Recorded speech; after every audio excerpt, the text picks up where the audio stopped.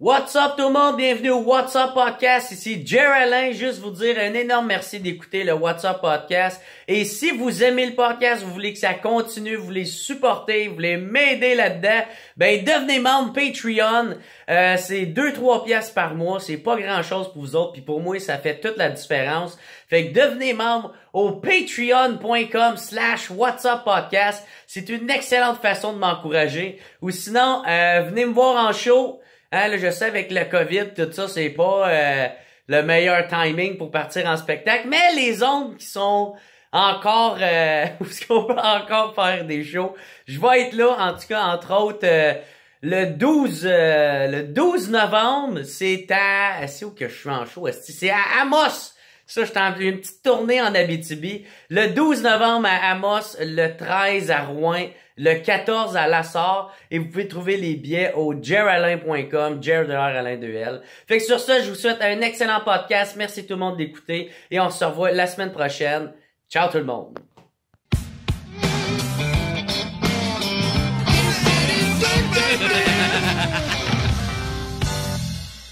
Hey, moi, va te dire, mon gars, j'étais un peu surpris. Ta voix est super grave. Ouais, je sais, c'est Blue-Trotome, mais je me fais souvent dire ça. Ah ouais? Ouais. Les années de rock'n'roll auront eu raison de mon pitch.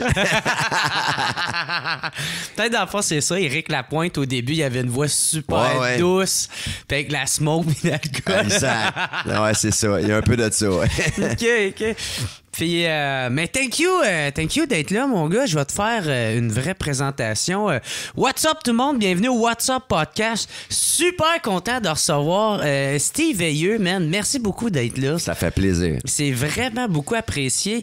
Puis, moi, c'est parce que tu m'avais déjà écrit sur Facebook, mais moi, tu sais, j'ai pas regardé ton profil. Je t'avais répondu comme un fan, comme je réponds à tout le monde. Ouais. Yes, sir, bro! Thank you, man! Fucking apprécié, mon gars! C'est durant la pandémie que j'ai catché t'étais le chanteur de Gaël. J'ai fait Chris, le chanteur de Gaël, tabarnak m'a écrit. C'est fucking. Ah, j'aime bien ce que tu fais, man. J'aime ça. C'est hors des sentiers battus.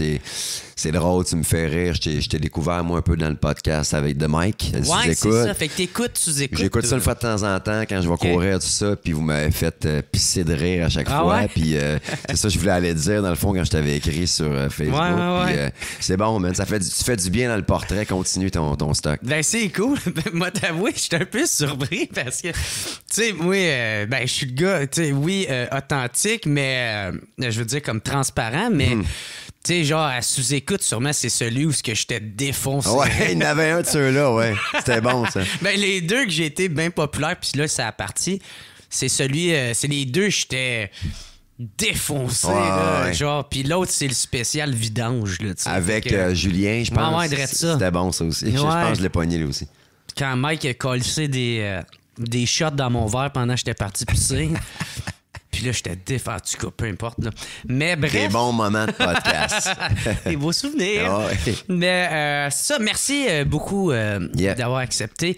Puis là, en même temps, tabarnak, je me sentais mal pour mon esti de gang de fanbase cabochon. À chaque fois que je reçois un invité, je suis tout le temps comme je reçois telle personne, avez-vous des questions? Ah oui, ça sont payés à la traite. Mon esti de gang de fanbase graine qui marquait des affaires. Fait que tu sais, sorry en partant. Ah ben non, regarde. Mais c'est quoi pas t'as l'habitude, mais tu sais gérer ça, genre de... Ben, tu sais, ce job-là, particulièrement la musique, t'as la tête sur le bûcher tout le temps. Là. Tu fais un album, t'écris quelque chose, là, tu feras jamais l'unanimité, c'est clair, pas seulement la musique, dans la vie tout court, tu sais.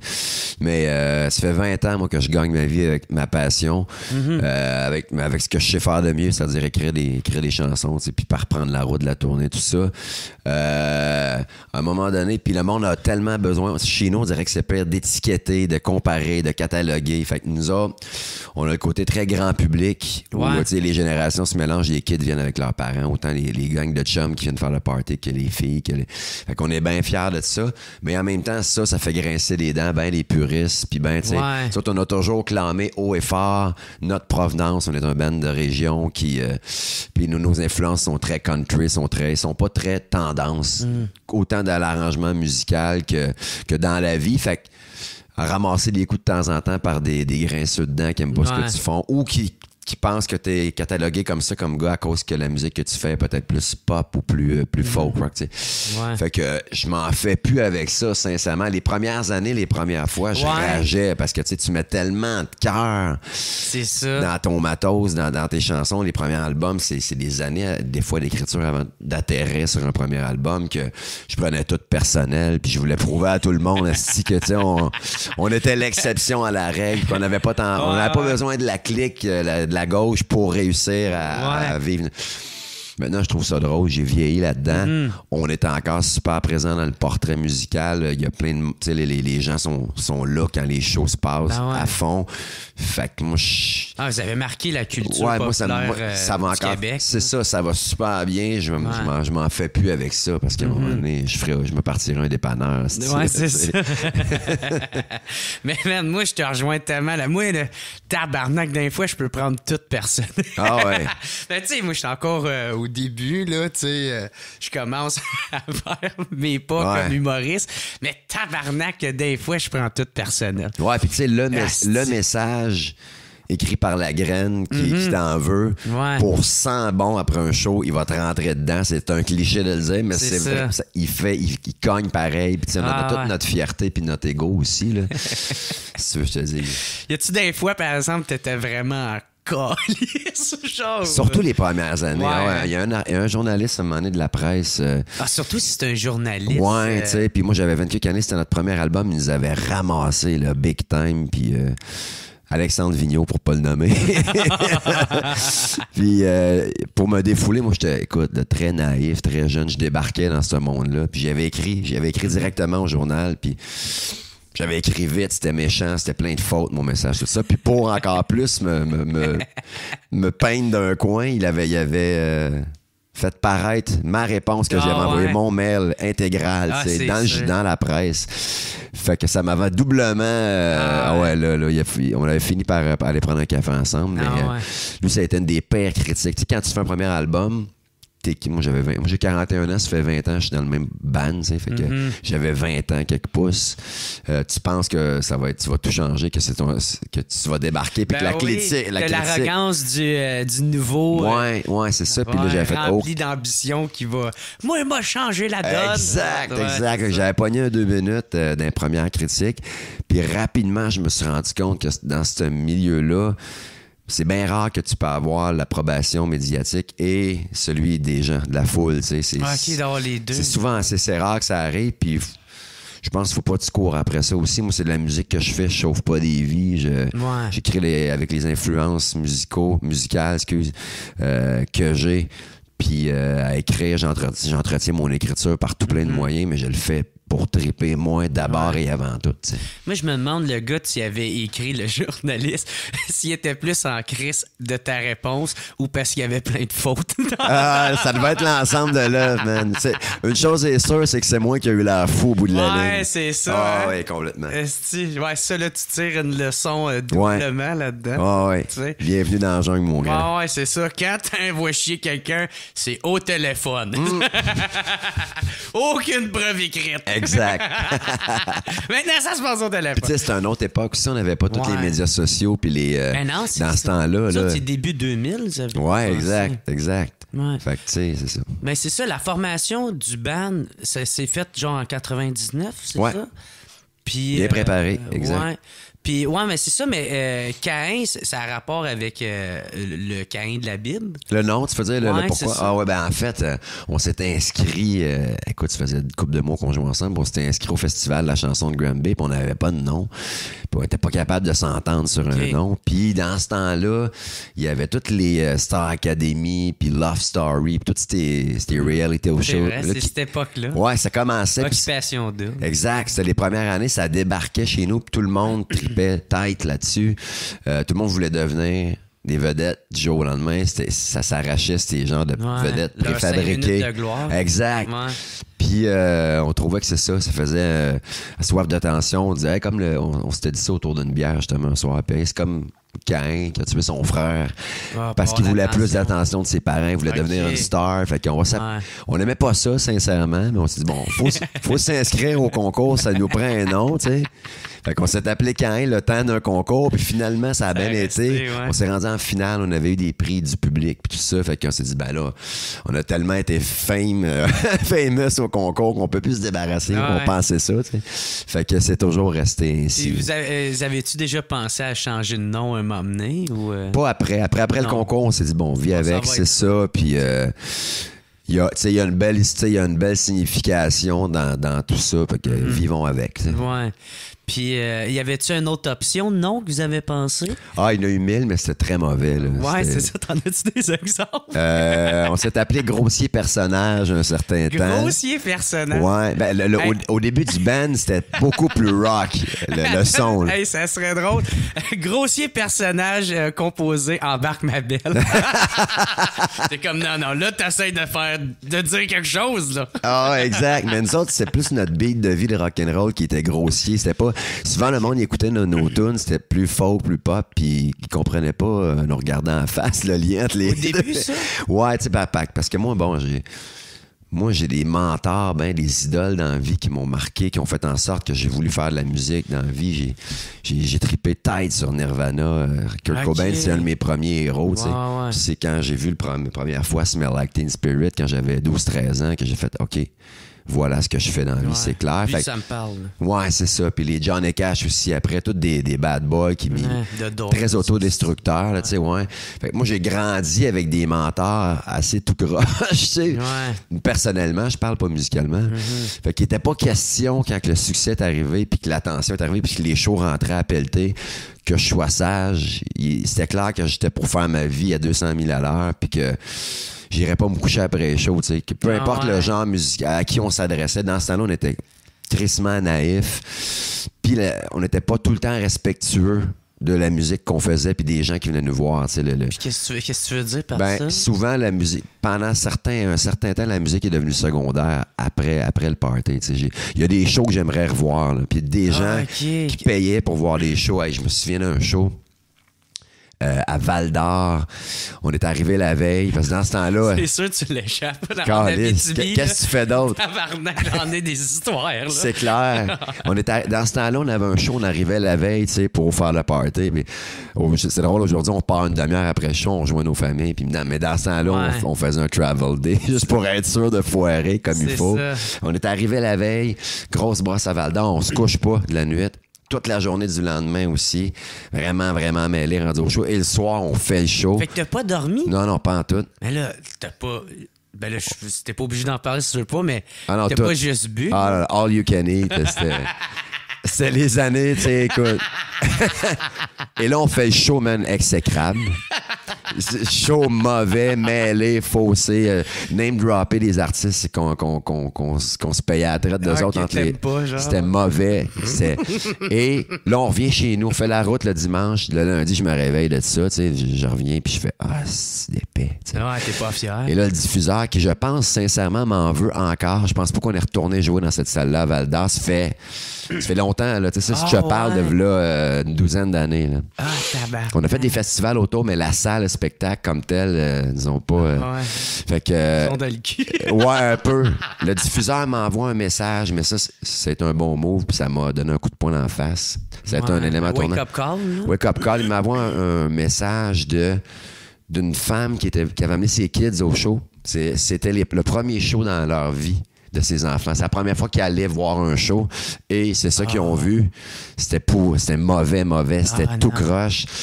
Puis, écoute, c'était une plainte tout le long, puis elle trouvait ça lamentable. Puis quel exemple pour la jeunesse. Puis là, fait que ça m'avait tellement crissé une claque que j'avais imprimé le message, j'avais mis devant, sur mon bureau épinglé, pour l'avoir en face à chaque fois.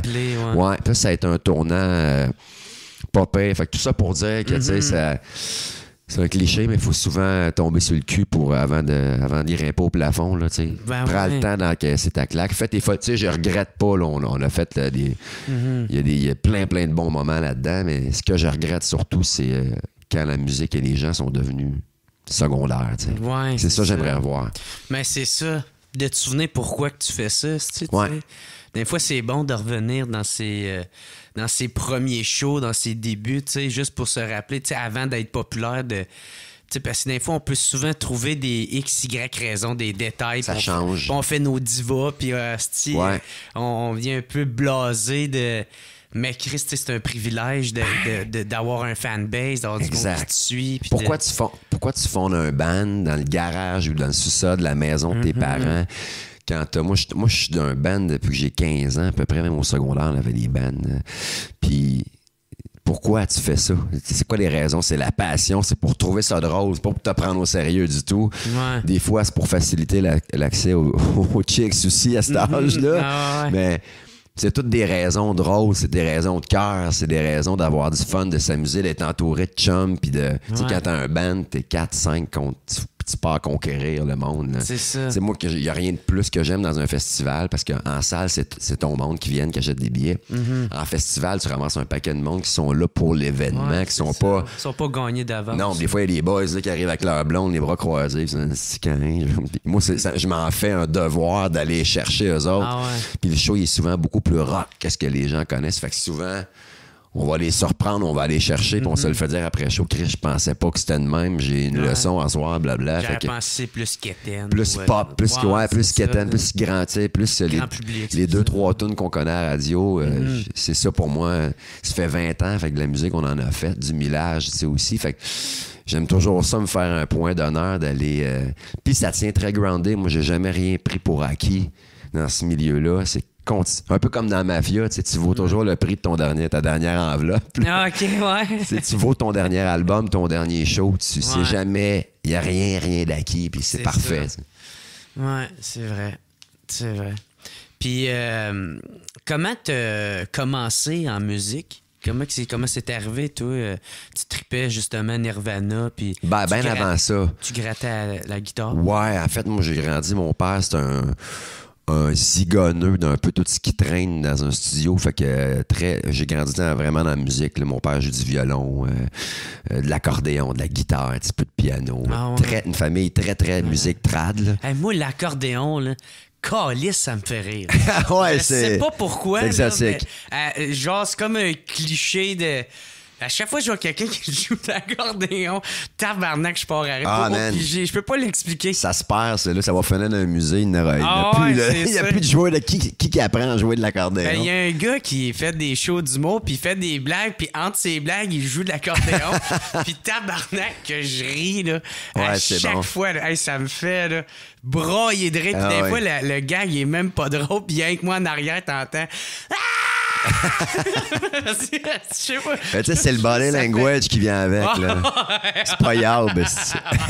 C'est vrai ça. Moi, ma tante puis mon cousin sont sourds. Puis ils ont de la misère à parler, tu sais. Puis à un moment donné, pour sa fête, on avait été au restaurant, puis il y avait un dude avec l'accordéon. Tu sais, un peu comme les Mexicains qui se promènent avec, qui jouent de la musique dans les restaurants. Un peu la même affaire. Puis là, il se promenait, puis il jouait. Puis il y avait ma tante, puis mon cousin en arrière, qui sait même pas ce qui se passe en arrière. Ouais. Puis là, t'as l'autre qui est comme... qui sonne, en tout cas. Ah non, mais ça me rappelle de quoi, ça? Puis on s'en allait pas là pantoute, mais... Okay. À Manon, on va faire un show, ça fait une couple d'années de ça quand même, il faut que je le dise, à Québec. Puis là, le préposé, on va check-in à l'hôtel avant le show. Le préposé nous attend, puis il veut nous faire plaisir. Il nous reconnaît, les gars de Caen, tout ça. Je suis super content quand j'ai de la belle visite. Je chante mon accordéon, tu sais. Il se met à nous jouer Partons, la mer est belle à l'accordéon, puis il nous accueille, mon gars. Fait que ça reste là, on en parle au super tabarnak. Le gars, il était mindé. Il nous jouait de l'accordéon dans l'entrée, puis il nous collait, il nous aimait, il nous trouvait de son goût, pas pire. Et le soir après le show, on en vire une sincère, mon gars, solide. Et moi, j'étais un peu somnambule la nuit. Là, je m'étais couché complètement paf. Et je me couche tout nu. Et puis, je laisse mon linge dans la chambre, puis je me couche paf, je tombe là.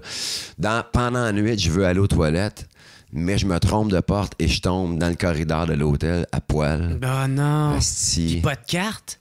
pas de carte, tout nu. Et là, clac, j'entends le déclic. Je fais, ah non, tabarnak. Je me réveille un peu, mais je suis encore très, très croche, tu sais.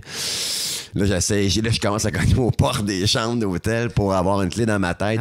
Je demande à l'aide, puis là, le monde vient de me répondre. Mais si je tapois, là, un peu mélangé, tu sais. Et là, la première personne qui est venue me secourir, c'est le joueur d'accordéon. Le lendemain, il m'attendait, mon gars, puis il me disait, je le voyais déjà raconter ça à tout le monde qui passait à l'hôtel, puis il me dit, ouais, cette nuit, tu t'allais te servir à poil, t'avais de l'air magané, puis jamais plus je n'ai entendu un air d'accordéon du même. De la même façon. Je me suis fait écœurer avec ça, mon gars. J'ai pas retourné à cet hôtel-là depuis, mais j'ai peur des photos, parce qu'il y avait plein de photos avec des invités qui avaient séjourné là. Fait que je crains qu'il y en ait une de moins dans un coin en mode misery. Genre tout nu. Ah ouais, c'était débile, ça. Fait que tout ça pour dire que mon père joue de l'accordéon. Ouais, c'est ça. Ouais, exact. Mais tu sais, j'ai grandi avec ça. Chez nous, les parties, tu sais, c'était dans l'époque de... Tu sais, aujourd'hui, c'est une autre époque. Là. Tu vas fumer dehors. Dans le temps, c'est, hey, le jeune va vider les cendriers dans la cave, tu ramèneras de la bière à tes mononcles. Ouais, c'est ça. Tu fais ça aujourd'hui, la DPJ débarque. Là, quasiment. Ouais. Fait que chez nous, la fin de semaine, c'était gros party, les oncles, les chums à mon père, tout ça. Fait que musique tout le temps, rigodon, très, très country, très trad aussi, des rigodons chansons en réponse. Ouais, c'est ça. Fait que j'ai été élevé là-dedans, à grands coups de reel puis de tout ça. Fait que... ta mère, là-dedans, elle, jouait-tu de la musique? Non, pas du tout. Non, c'est vraiment mon père. Le gène musical vient de mon père. Qu'est-ce qu'elle faisait dans la vie? Ma mère était femme de ménage en résidence privée. Elle faisait des ménages dans le quartier autour. Mon père travaillait à crissement à la dure. Il a passé sa vie d'une fonderie. OK. Fait que mon père, quand j'ai dit la première fois que je voulais faire de la musique, lui, il n'était pas question, il riait de ça. Là. Ah ouais? Ouais. Lui, dans la vie, tu travailles fort. Tu vas être un homme. Tu vas être un homme, tu vas faire vivre. Ouais. Ceux qui jouent de la musique, c'est pas du vrai monde, ça. Là. Ah ouais. Tu vas travailler dur, puis si tu vas pas à l'école, tu vas. C'est parce qu'il y avait il y avait pas une bonne perception de c'était quoi un artiste, puis genre t'allais vivre la misère, puis. Ouais, puis c'était pas. Lui, il faisait ça la fin de semaine, il travaillait dur, c'était 2 vies. Là. Dans la semaine, on se couche à 8-9 heures. On se lève à 5-6 heures le matin, travaille dur. Une job de fonderie, man, il n'y a pas pire que ça. J'ai travaillé dans ce fonderie-là un été de temps. Ce que tu appelles l'enfer, c'est ça, là, tu sais. Fait que tu travailles, puis la fin de semaine, pour passer le temps, comme AB, là, on branche ta guitare, puis on prend de la bière, ouais. Mais t'en feras pas une carrière. Ben non. Puis là, moi, je disais, ouais, mais ce qu'on voit à télé, là, c'est du monde qui existe, eux autres. C'est qui? C'est pas des extraterrestres. Puis ils nous disaient, non, eux autres, c'est pas pareil, tu sais. Puis ils ont du talent. Ouais. Pas comme toi. C'est ça. Et ça, je l'ai redit souvent à mon père, puis il aime pas ça l'entendre, tu sais. Parce que j'aimerais mieux raconter que mes parents m'ont tapé dans le dos puis qu'ils m'ont encouragé, mais pour me protéger, puis c'est souvent le cas, on entend souvent ça dans ce milieu-là. Mais moi, je m'en ai toujours servi de motivation, beaucoup. Puis à un moment donné, c'est ça, j'ai vu la toune de Nirvana. J'ai convaincu mon père de m'acheter une guitare gauchère parce que je suis gaucher, fait qu'on avait toutes les misères du monde à en trouver une. Ouais. Mais en même temps, tu sais ça, ton père, sûrement parce qu'il vient d'une autre époque. Là, ouais, c'est très, très old school. Ouais. Grandi sur une ferme, travaillé 40 ans d'une fonderie. Ouais. Sûrement que son père, à lui, qui est ton grand-père, il disait non, la musique, c'est pour les tapettes. Genre, probablement. Encore pire que. Ouais. L'autre, c'est la fin de semaine, c'est correct. Ouais.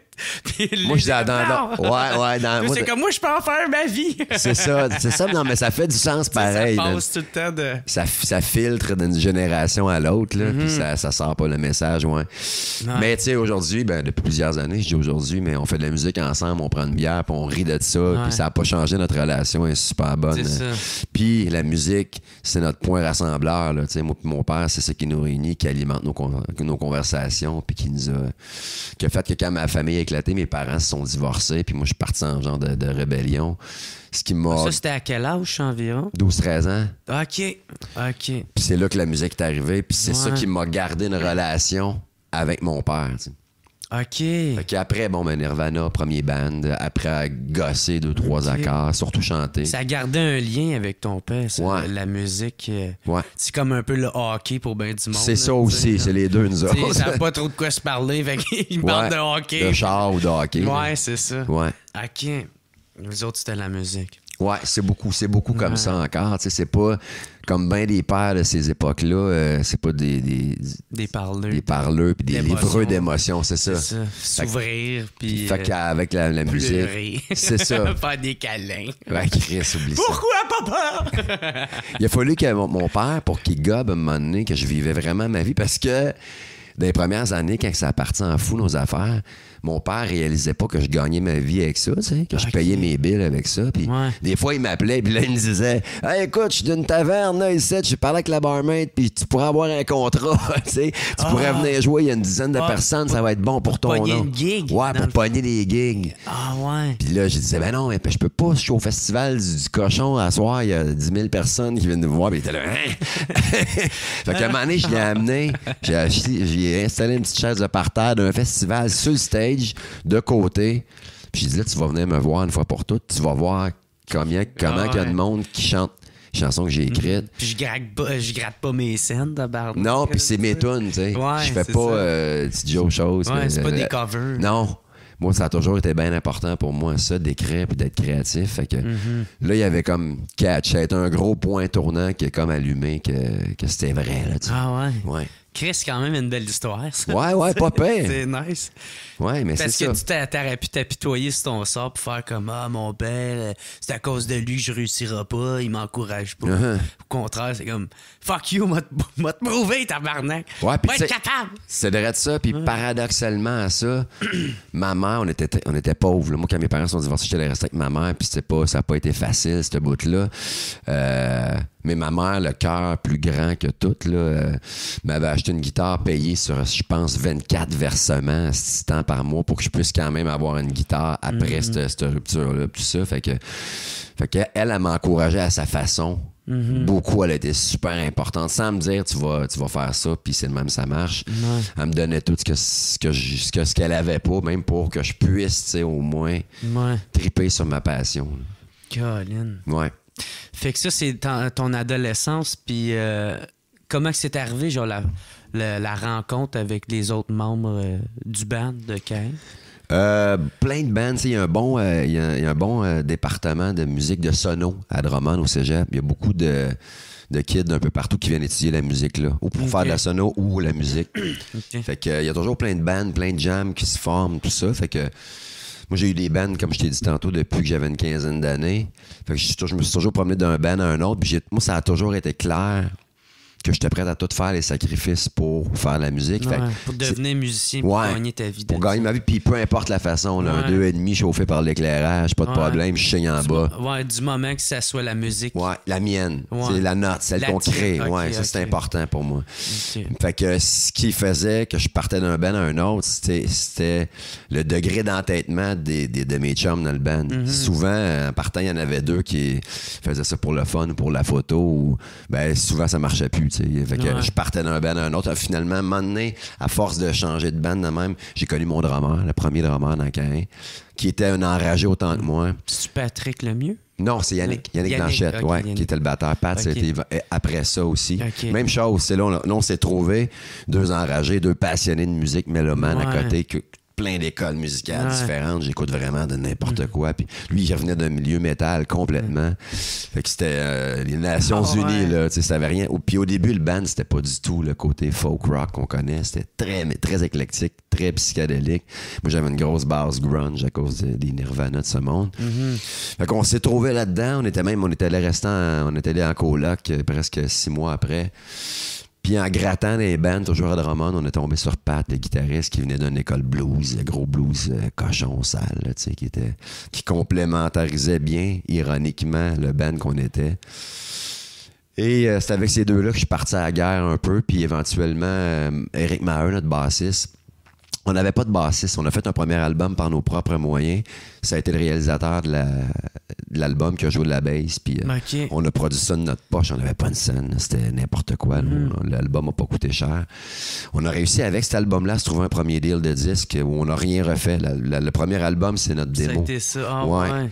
Fait que la compagnie voulait pas trop refaire l'album et investir. Ils ont dit c'est cool, il y a des bonnes tunes, on lance ça comme ça. Ouais, mais ça, par exemple, juste pas qu'on aille trop vite, Vous avez participé comme à des petits concours? Genre, avant ça, plusieurs concours. C'est ça. Ouais, OK. Parce que je sais qu'il y en a qui étaient marqués, c'était comme celle à Granby qui était les 2 fois. Bonaparte ou un enfant. Ouais, Bonaparte, ouais, exact. Ouais, puis t'as gagné genre prix du public, c'est ça. prix de présence. Mais on n'a jamais gagné de concours. On en a fait peut-être 7-8. Ouais. On n'a jamais gagné. Mais vous vous rendez quand même loin. Une fois ou non, on s'est rendu peut-être en finale, mais sans plus. Là. OK. C'est déjà, quand je repense, mais on avait des prix du public. Okay. Fait que tu sais, quand je repense à Caïn, le prix de l'Académie, on l'a jamais eu, mais le prix du public, on l'a eu rapidement. Fait que c'est resté comme ça aussi 20 ans après. Je pense qu'on a été nominé 23 fois à la disque, puis on a gagné un Félix. T'sais. Ouais. Fait qu'on est le band qui a le plus resté assis souvent qu'au lieu de se lever dans les nominations. Là. Mais au moins, vous êtes nommé. Ah, ouais, il y a au moins ça. Mais ça, c'est drôle. Là. On y va, mais on sait que tout le monde nous en parle. Êtes-vous sénère? Mais non. Je prépare pas de discours, tu sais. Un peu comme Leonardo, là, tu sais, tout le monde voulait qu'il y ait un Oscar. Ah ouais. C'est quand qu'il a son Oscar. Tu sais, à un moment donné, je pense qu'il doit penser à d'autres choses. Je pense pas qu'il soit bien en peine. Ouais. Je sais plus c'était quel film, là, mais en tout cas, bref. OK, ouais. Puis c'est ça, fait que là, puis comment que vous êtes arrivé à rencontrer... mettons quelqu'un pour vous plugger pour faire un album. On a fait notre album. Écoute, on a envoyé des démos dans les maisons de disques. On n'avait aucune réponse. Maintenant, on a fait un genre de petit topo caméra. On s'est filmé, puis on a essayé de faire un genre de petite émission où on se trouvait drôle là-dedans pour se présenter, jouer des tunes. On a envoyé ça avec la démo. Ça marchait pas. Fait que maintenant, on s'est dit... On va produire le premier album au complet. On y va pour la totale. On investit tout ce qu'on a. On fait l'album au complet. Puis, tu sais, d'autant de la pochette, du graphisme, que du mix, que du mastering de l'album. Fait que vous avez tout fait avec vos moyens. On a tout fait. On s'est dit, on fait un dernier shipping à toutes les compagnies disques qu'on trouve, même indépendantes. Tout, en fait. Ouais. Et si on n'a toujours pas d'appel là, on tirera à plat. Ça là, c'était un do or die. C'est un des pires souvenirs que j'ai, ça. La fois où j'ai failli tout sacré là. C'est probablement le moins bon souvenir. C'est lui qui me fout encore la chienne d'avoir passé proche parce qu'il y a une compagnie de disques qui nous a appelés sur toute la gang. Puis déjà c'était qui, finalement? C'est les disques qui passent par. Auquel je suis totalement reconnaissant d'avoir pris une chance. Ils nous ont rencontrés. Et pourquoi ils voulaient pas prendre de chance, les autres? Écoute, la majorité du temps, on n'avait pas de retour. Là. Ils nous rappelaient pas. Ceux qui nous appelaient... Ça se rendait pas ou... Mais tu sais, dans ce temps-là, c'est plus comme aujourd'hui. C'était encore moi, j'ai connu les dernières années des albums physiques, là, des disques compacts. Là, dans ce temps-là. D'autres, ça a pogné des années 2000, début 2000. Début 2000. On a comme pogné les dernières bonnes années de vente physique. Ouais. Mais donc, les compagnies disques, dans ce temps-là, ils recevaient des piles d'albums. T'en avais partout. Nous autres, on avait zéro contact. On venait de l'extérieur. On n'avait pas. Puis c'est plus vrai que dans ces années-là, comme... Avant ça, les responsables de promo des albums allaient voir des shows puis ils signaient du monde dans le bar, dans la loge. Genre des dépisteurs. Ouais, tu sais, il n'y avait plus ça non plus. Fait que fallait que tu trouves un moyen dans la pile d'albums de te faire écouter. Ouais. Fait que c'est un gars de la compagnie disque qui avait trippé sur notre cas, qui avait convaincu le boss de venir nous voir. Nous autres, on jouait dans la finale du festival La Chanson de Granby, qui a été donc notre audition, sans qu'on le sache. Après ça, on est allé souper, il nous a dit go, puis là, j'en revenais pas, j'ai comme, c'est go. Puis j'ai 15 ans que je rêve d'un deal de 10, toi tu me dis ça, c'est ça. J'en croyais pas mes yeux. Mais à cette époque-là, on n'avait pas encore de bassman, on était 3. Le réal de l'album avait joué les basses. Et on faisait une première partie parce que là, première tournée, tu ramasses tout ce que tu peux comme show. Oui, là, c'est ça. Puis t'es content. T'es content, puis Chris, man, on était super impressionnants. On faisait la première partie du groupe La Chicane. OK. Puis on était comme, man, puis c'était chez nous à Drummond en plus. Fait que il y avait comme, je sais pas comment de personnes, beaucoup de monde. Puis le bassman de La Chicane, Éric Maheu, le band finissait, La Chicane, ça finissait. Puis le seul qui est venu nous parler, c'est lui. Dans la loge, puis il déconnait, c'est un gars qui niaise tout le temps, était très très trash, il nous faisait des jokes avec le tabarnak, c'est qui ce numéro-là? On a regardé le show, on l'a appelé une couple de semaines après, puis tu vois, il est là depuis il est dans le band depuis, ça fait 17 ans, c'est devenu mon frère avec qui j'ai tout vécu. C'est lui qui est là depuis le plus longtemps avec moi dans le band actuellement. Fait que quand on a trouvé lui, ça a cimenté à fond. On s'est remis à écrire pour la suite, puis c'est après ça que le succès est arrivé. Puis Mettons, quand tu penses, Justin, tu dis c'est comme le pire moment de cette époque-là, même que tu te souviens. T'as-tu une idée qu'est-ce que t'allais faire après si... Non, je me suis jamais rendu à me dire si la musique marche pas, pour moi c'était la fin de Caïn, mais c'était pas, j'arrêtais pas de faire de la musique là. OK, t'aurais quand même essayé de... Moi j'étais prêt, puis j'étais encore de même. Je te le dis là aujourd'hui, j'ai encore cette soif là de... Tu sais, c'est des montagnes russes, là. C'est un gros cliché, mais c'est ça, là, ce milieu-là, puis le tien aussi, le nôtre. C'est ça. T'as des gros highs, t'as des gros downs. C'est ça. Ouais, fait que j'ai toujours bien géré ces deux vies-là. Puis j'ai toujours été prêt à le faire, peu importe les moyens. Je suis pas quelqu'un qui a des luxes de vie, de train de vie élevé pantoute. Je suis quelqu'un de très familial. Tant que mes kids sont bien puis sont épanouis, qu'ils manquent de rien.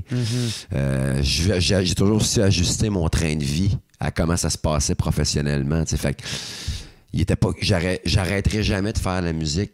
C'est le comment je vais le faire autour qui va changer. Puis les revenus qui changent. Puis le support change, mais moi, j'ai jamais perdu de cette fin-là. Fait que je l'avais, même quand on a failli tirer la plug avec Caïn, mais je me serais pas vu, j'étais pas en mode plan B, qu'est-ce que je vais faire, je vais retourner à l'école. Pour moi, ça a toujours été... Ça va être la musique, pareil. Sans équivoque, peu importe quelle façon. Là. Mais j'étais prêt à me rendre loin à gauche pour la... c'est ça, dans l'extrême. Je m'en foutais de rien avoir à moi. T'sais. C'est ça, du moment que la musique fasse partie de ta vie. Puis tu sais...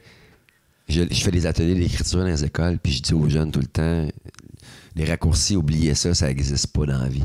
Quand t'en prends un dans n'importe quoi, il te rattrape. Le seul élément qui a toujours marché, qui va toujours marcher, pas des fois, pas souvent, c'est le travail. Tout le temps marcher, c'est le travail. Puis c'est mon père, même si ironiquement, il m'a pas encouragé, le sens de l'huile de coude qu'il m'a donné, lui, de par sa job de fonderie, il me l'a donné solide, puis c'est ce qui m'a aidé le plus dans ma vie, man. J'ai des embûches, des noms, des si, des critiques, d'une place à refaire, du travail. J'ai tout le temps été vraiment travaillant, puis c'est toujours ce qui a fait en sorte qu'on n'a jamais manqué de rien, je pense. OK. Fait que là, vous avez c'est ça, vous êtes fait approcher par la compagnie de disques. Vous avez fait un premier album qui est dans le fond... Il était déjà fait, en fait. Votre démo, c'est ça? Ouais, exact. C'est ça. Si tu l'écoutes, d'ailleurs, tu constates que c'est un démo. C'est pas... Puis là, il y avait dans cette tune, dans cet album-là, il y avait la tune... Parle-moi de toi. Parle-moi de toi, c'est ça. Qui est devenu un succès. Qu'on n'avait pas mis sur l'album, que peut-être 2 semaines après l'enregistrement, j'ai écrit la toune. L'album était fini, mixé tout, puis je dis ouais, non, j'ai la toune, je l'ai, là. On l'a, tu sais. Ouais. Fait que convainc le band, le réalisateur, il tripait pas sa toune, il voulait pas la mettre sur l'album. Fait qu'il a dit comme, allez-y, là, j'ouvre les micros, puis vous avez 5 minutes. Fait qu'on a joué Parle-moi de toi, qui est devenu une toune super importante pour nous autres. C'est ça, puis c'est celle-là qui vous a fait connaître. Là. Ouais. Parce que c'est de là que tout est parti avec cette tune-là, quasiment. Ouais, c'est elle qui a fait la défricher. Un premier extrait, c'est long parce que là, t'es pas connu avant que les radios prennent une chance. C'est trop aussi, c'est pas assez ça. Là, les gens commencent à venir nous voir. On a ramassé des premières parties, tu sais, la trail d'un typique là, d'un artiste émergent, là, finalement. Là. Puis comment ça s'est passé, maintenant, ce succès-là de cette chanson-là? Ça a-tu été comme instantané? Que le monde se l'ait adopté? Le premier album, ça a pris du temps ou c'est avec le temps que le monde a fait hey, puis nous autres, on est allé chercher. Ça radio, puis... ça a tourné pas pire, mais nous autres, on a vraiment été chercher les gens sur le terrain. Tu sais, les tournées de la Gaspésie, Côte-Nord, de la Abitibi, tout ça, tous les petits villages, au lieu d'aller dans la grosse ville puis de faire un show, nous autres, on y allait dans chacun des villages. Full band, donc 0 rentable. On allait à 5 gars, plus les techs, plus les... Puis c'est vraiment... Ça, c'est de votre propre show, c'est pas des festivals. Non, ça, c'était des petites salles. Ben, les festivals, on en ramassait, mais tu sais, au début... Ceux qui vous appelaient. Ceux qui nous appelaient. Puis souvent, c'était à 4 h l'après-midi pendant que le monde se parque. Là. C'était un gros au début. Non, là. c'est ça. Fait que, c'était pas les meilleurs spots. Non. Mais on a tout fait la job de bras.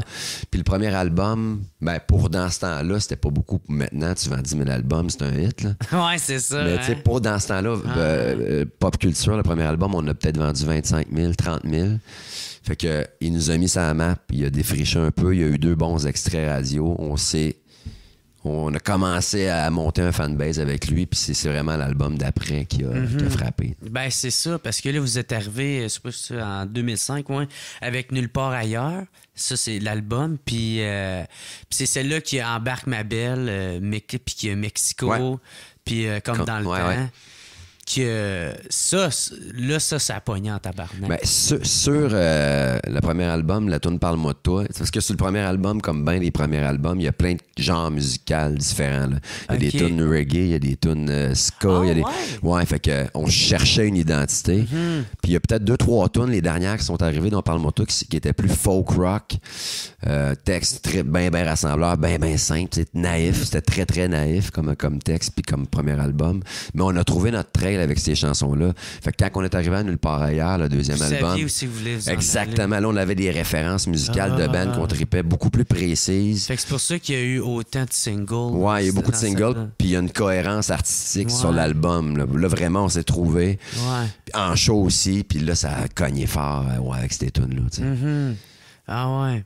Puis c'est ça, ça a fait bien jaser. Puis là ça vous a-tu mis comme une pression de tabarnak, là, tu sais, faut qu'on reach encore plus haut. Ben, nous autres, on n'a pas. Nous autres, on était partis tourner Gaspésie, Côte-Nord.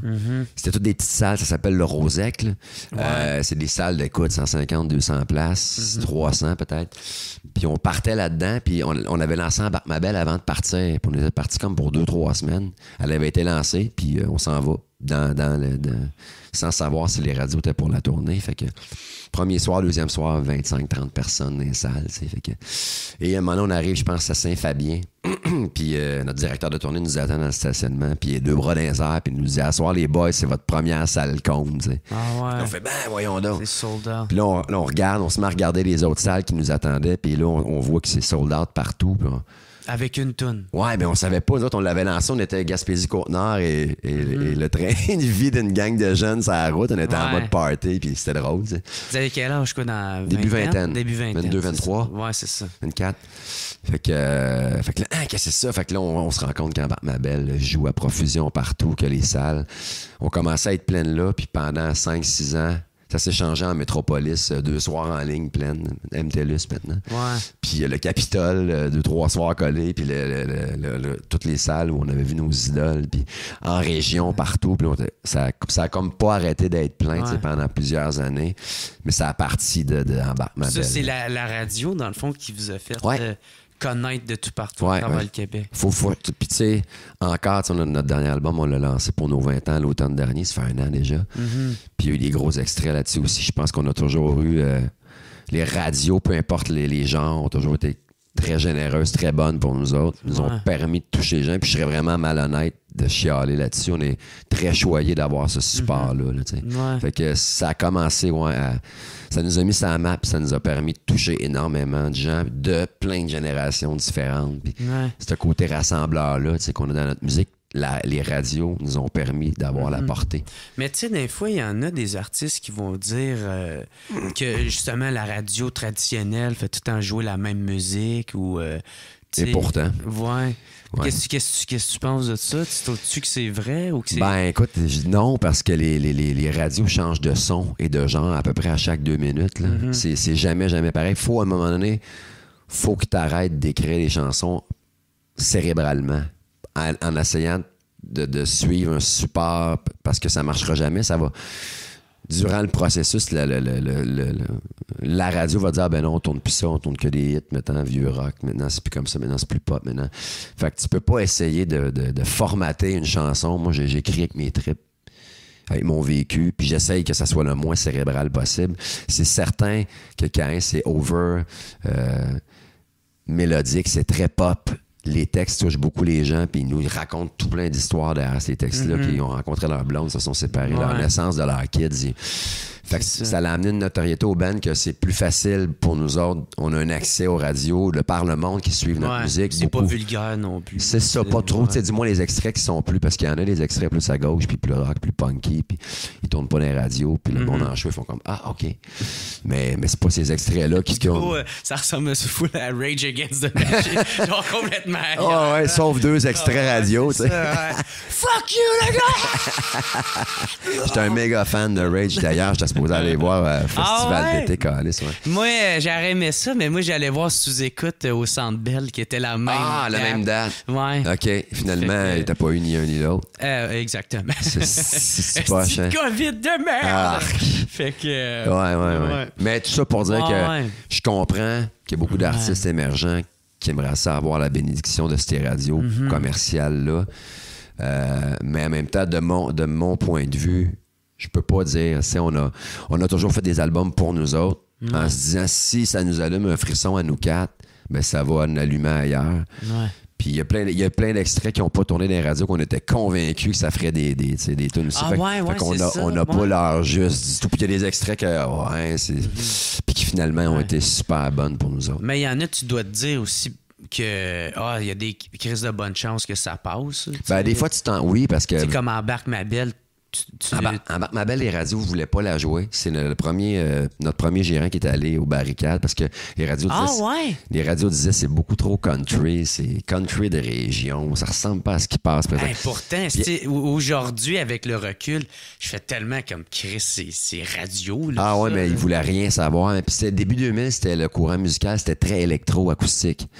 Qu'est-ce que ça veut dire? C'était très électro, très des loops électro. C'était dans le temps de l'album Rêver mieux, entre autres de Daniel Bélanger, qui était très électro, des samples, des loops. OK, excuse-moi. Fait que nous autres, c'était pas ça pantoute. C'est Embarque ma belle, écoute, on va bûcher du bois. Là. C'était gueuler avec les loups, grosse guitare country, un arrangement over, tu sais. Très, très roots, fait que c'était pas dans la tendance de l'époque. Puis il a fallu que le gérant monte aux barricades pour qu'il convainque une place ou deux.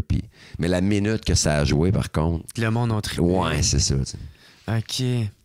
Puis quand tu l'as écrit, y avait-tu une histoire en arrière de ça? Ouais, il y en a une, c'est sûr. Tu sais, parce que là, il y a eu tellement d'humoristes qui ont niaisé avec cette tournée. Ouais, man, regarde, écoute. Fait que c'est quoi? Je venais de rencontrer une fille avant ma belle, parce que dans l'écriture, c'est peut-être l'année d'avant qu'on lance l'album. Début du band, j'avais peut-être 21, 22 ans, j'ai rencontré une fille qui me faisait halluciner là, complètement. Puis moi, mes parents, ils m'ont jamais donné on n'est jamais allé faire de camping ou whatever. Quand j'étais kid, les parties, ça se passait dans la cour chez nous. Puis des vacances, même aller à la mer, on n'est jamais allé. On était assez pauvres, modeste. Fait que moi, j'ai jamais trippé sur le camping. J'ai toujours haï ça d'aller dormir dans une tente. Puis encore aujourd'hui, j'ai de la misère à comprendre le trip. Pas tant un gars de bois, genre. Pas ben. Contrairement à mes 2 frères qui sont des maniaques de chasse puis de plein air. Dans ce temps-là, dis-moi, j'ai appris à aimer ça avec le temps. Fait que ça m'a toujours tombé ses nerfs, les amants de la nature puis les tripeux de camping. Et là, je rencontre la fille en question d'un bar, puis on parle des heures, puis elle me dit, moi, ce que je trippe le plus, c'est d'aller communier avec la nature, c'est le camping. Je trippe là-dessus bien raide, c'est là que je me sens le mieux. Puis elle me dit, toi, tu sais. Toi, t'as menti. Moi, je fais messe, hein. Moi, les mouches. Je suis né dans une tente. Fait que je disais, mais non seulement j'aime ça, mais... on devrait profiter de notre passion en commun pour faire plus ample connaissance. Notre passion! Crosseur, mon gars! Fait que j'ai dit, elle me dit, parfait, c'est vrai, bon, moi, je vais m'acheter une tente en douce. J'essaie de l'user pour qu'elle paraisse vieille. Fait que j'étais allé la chercher, on est allé Parc du Mont-Tremblant. On part pour une fin de semaine, les deux, je la connaissais que très peu. Et j'avais amené ma guitare. Et pendant les 3 jours qu'on est là, il a plu. Tout le long. Ah non. Fait qu'on a fait connaissance. Ça, j'étais bien content. Moi, de ça, on a passé 3 jours dans la tente. Et à un moment donné, dans le milieu de la fin de semaine, peut-être pour l'impressionner, parce que j'avais la guitare, je voulais jouer mes tunes. Et vraiment entouré de genre de bruit de loup. Puis en essayant de faire du feu, mais à la pluie, j'étais incapable. Puis moi, puis un marteau, puis une hache. Déjà là, moi, ça s'annule. J'ai aucune dextérité manuelle. Je suis pour. Avec des 2 bouts de bois. J'essayais de faire un feu, mais de bûcher du bois, justement. Puis j'entendais les loups, puis ça marchait pas mon affaire. Puis elle l'a bien vu, que j'étais pas un amant de la nature, la fille, tu sais. Fait que j'ai écrit la tune d'entente cette fin de semaine-là avec elle qui m'écoutait, puis c'était une tune de road trip, je voulais juste lui dire, bon, ben, tu sais, on va trouver le bout du monde, puis, tu sais, on va faire les fous, on va faire l'amour, tout ça. C'était un peu une demande que j'y faisais. J'ai écrit la tune d'entente, on est revenu. J'ai joué ça à mes chums qui l'aimaient pas. Les chums du même étaient là, c'est pas, c'est McDo country, c'est joual, ça, c'est... Ouais. Puis dans ce temps-là, quand on cherchait encore, tu sais, l'identité que je te parlais tantôt, qui était plus rock, peut-être, au début. Fait que on la jouait pareil parce qu'on, tu sais, un premier album, t'as pas de tunes, ça te prend des tunes en show. Fait qu'il fallait la jouer parce qu'on avait comme 12 tunes, fait qu'on la jouait, puis à chaque fois qu'on la jouait, le monde... Il chantait quasiment au dernier refrain, le monde chantait puis il connaissait pas la tune. Fait que c'est le monde qui vous a décidé. Ouais. Autant pour les radios. Autant que de ton band que les radios. Ouais. C'est le monde qui ont tout le temps qui ont été au rendez-vous. Dans notre cas, tout a passé et passe encore par notre gang de monde. Ouais. Fait que toi, quel sentiment ça t'a fait de savoir que cette chanson-là, surtout avec l'histoire que tu viens de me dire, que ça remplit vos salles de même. Comment tu te sens d'avoir créé cette tune-là? Ben, je suis super fier j'assume tous les albums qu'on a faits. Il y a des côtés, des fois, des tunes que j'écoute avec un sourire en coin. Puis je pense que ce qui a le mieux évolué, c'est l'écriture. Je pense d'un album à l'autre, l'écriture, c'est peaufiné de la bonne façon. Ça, j'en suis super fier, mais je dénigre, je renie absolument aucune de nos chansons. Je suis content des chansons qui ont été bonnes pour nous autres, que les gens se sont appropriés. Si tu savais le nombre d'histoires que j'ai entendues avec, ça peut être Mexico ou Parle-moi de toi ou Comme dans le temps ou La maison est grande ou encore, tu sais, dernièrement, Il est midi quelque part ou il y a beaucoup de tunes de party, c'est sûr, dans ce qu'on fait, mais ça me touche, ça me crisse une claque encore d'entendre qu'on est rentré dans la vie d'autant de gens, puis dans l'histoire d'autant de gens, puis l'importance que... C'est ça la beauté de ce qu'on fait dans la vie, c'est que tu sais jamais la portée qu'une toune peut avoir, puis t'atterris dans l'histoire du monde, puis tu marques des souvenirs. Puis juste pour ça, moi, je suis encore inspiré puis craqué à faire ce que je fais. OK, ouais. Ben, c'est ça. Ça vient-tu plus dur, ma tante, avec les années de composer? Parce que, tu sais... Quand t'en fais des succès, puis quand t'en fais des singles, puis des albums après album, à un moment donné, tu sais plus de quoi parler, tu sais. Il y a ça. Ben, en fait, moi, j'ai une méthode d'écriture de travail pour essayer de pas me répéter, puis je suis très méthodique là-dessus. Il faut que je note tout le temps les thèmes précis. Tu sais, si on parle, si on jase aujourd'hui les deux, puis tu me lâches de quoi, je peux faire c'est de bon flash pour un thème, pour une toune, tu sais. Fait que je vais toujours, je note des thèmes de succès, ce qui fait que je m'assieds jamais avec ma guitare en commençant une chanson où est-ce que je sais pas où est-ce qu'elle va, ou sinon tu répètes toujours la même chanson. C'est important de rester ouvert à ce qui se passe autour. Je lis beaucoup, j'écoute énormément de musique. Tout le temps, j'achète tout le temps des albums pour m'entretenir l'inspiration, pour entretenir le vocabulaire. Puis je note énormément de flash. Quand un flash est assez costaud pour déballer une chanson, ben là, je m'assois avec, je commence à écrire. Puis si j'ai un premier couplet qui se tient, là, je vais embarquer une guitare avec, tout ça. Mais au moins, ça me permet de différencier puis de nuancer les thèmes des chansons. Sinon, effectivement, parce qu'avec les albums, on se met beaucoup plus de pression. Puis tu sais, l'entonnoir, ça rapetisse. Plus tu écris de chansons, plus tu veux pas te répéter, tu veux être meilleur. Exact, ouais. Tu veux t'améliorer, mais tu veux garder ta gang aussi. Il faut qu'ils se reconnaissent dans ta musique. Tu sais, tu veux pas commencer à perler, puis c'est pas nous autres. Faire du reggae. Non, ou tu sais, essayer de suivre un courant. C'est ce qui pogne présentement dans la tendance. Nous autres, on s'en est toujours foutu gros comme le bras. On a toujours fait notre musique. Du moment que ça vous parle à vous. Exact. Ouais. Fait que oui, c'est plus dur parce que t'as écrit beaucoup de chansons, puis l'entonnoir se rapetisse. Mais en même temps, la beauté de ça, c'est qu'il y a moyen de bien vieillir. Tu sais, moi, si j'ai un beat de vie de vidange pendant 2 semaines en tournée, que je prends un coup, que mon hygiène de vie est à chier, oublie ça, j'écris rien. J'écris rien de bon. Ce qui va sortir au bout, ça va être de la merde. Quand je prends soin de moi, je suis un tripeux de jogging. Je vais au gym, je médite. Quand je prends soin de la machine comme il faut, ben là, je vais déballer des bonnes chansons. Ouais. Mais mon hygiène de vie est totalement... Je le recueille ou ça va être de la merde si je prends pas soin de moi. Fait que c'est par séquence, tu sais. Je vais écrire par séquence, puis quand je suis en bonne forme, j'ai le goût d'écrire. Moi, c'est bizarre, tu sais, ça dépend beaucoup. Je mélange quand même les deux, tu sais, comme il y a bien du monde qui savent pas que d'un, je suis végétarien, tu sais, je mange très bien. Okay. Tu sais, c'est sûr, quand je suis à la brosse, ben, let's go les pizzas pochettes. Ben bien temps, les crises de pogo. Oh, mais ou sinon, ouais, c'est ça. Tu sais, j'ai l'elliptique avant que je me pète la clavicule. Tu sais, je faisais bien de la boxe puis ces conneries-là, là, tu sais. Puis, fait que, tu sais, il y a un côté de moi qui fait très, très attention, mais c'est juste, j'en parle pas parce que c'est pas tant intéressant ou juste pas tant de l'avant. Non, puis c'est fatigant d'entendre quelqu'un qui vante à quel point il est en santé. Ça nous tape ses nerfs. Et moi-même, les vegans qui sont constamment en train d'en parler me tapent ses nerfs moi-même. Fait que je suis pas du genre à en parler. À moins que tu me poses des questions, ça va me faire plaisir, tu sais. Ouais. Fait que... mais tu sais, qu'est-ce que le monde voit de moi, c'est quand je suis sur scène puis je suis sous parce que moi, j'aime ça, Ben oui, je te comprends. Ça va bien, tu sais. Il y en a qui disent « Ouais, c'est un personnage », mais tu sais, oui puis non. C'est une partie de toi. C'est ça. That's it. C'est ça, tu sais. Puis je l'ai tout le temps assumé, jamais fait comme « Ouais, je suis de même sur scène, mais tu sais, dans la vraie vie. » Non, dans la vraie vie, je suis le même crise de dude. Ouais, exact. Je suis le dude qui va être chaud raide, il va être comme « mais, tabarnak! » Mais cette partie-là de ta vie est bien plus winner dans ce que tu fais comme job que l'autre qui va t'équilibrer. Nous autres, ce qu'on veut voir, c'est le Jer, c'est go aussi qui parle avec le monde, qui déconne, c'est clair. Il y a une partie qui est hors de notre contrôle dans ce milieu-là, qui est une partie que c'est un peu le monde aussi qui décide comment il t'identifie. Ouais, c'est ça. Fait que nous autres, on nourrit ça des fois après, puis malgré nous autres, où ça fait bien notre affaire aussi, puis moi aussi, j'ai tout plein de facettes qui font qu'en bout de ligne, j'ai un équilibre de vie. Mais moi aussi, je suis un gars de party, puis je vais toujours le rester. Je l'assume totalement, Mais je suis un super bon père de famille, puis je suis travaillant dans ce que je fais, puis je veux pas manquer jamais de respect à notre monde qui nous suivent, tu sais, mais à la base, chez nous, quand que je tombe à off, j'étais à off en crise. Ouais, c'est ça, tu sais. Mais, ouais.